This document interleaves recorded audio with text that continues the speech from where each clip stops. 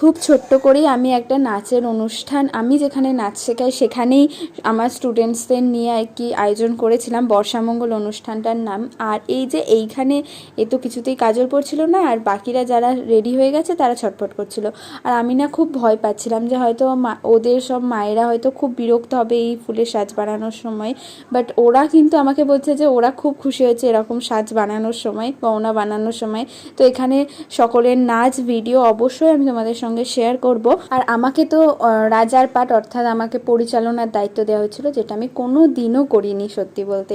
আর তো যাই হোক, আমরা বেশ ভালো করেই মজা করেছি। আসলে আমরা যেটা পরিকল্পনা করি হয়তো না চাইতো কখনো কখনো সেটা খুব সুন্দরভাবে পরিপূর্ণ হয়ে যায়। তো এখানে সবাই আমার বাড়ির গিয়েছিল, প্রায় আমার ফ্যামিলি থেকে শুরু করে আমার স্টুডেন্টরা যদি আমাকে এতটা সাপোর্ট না করতো, আমি সত্যি বলতে আমি এই প্রোগ্রামটা এত সুন্দরভাবে করতে পারতাম না। তো চলো আজকের মতো টাটা।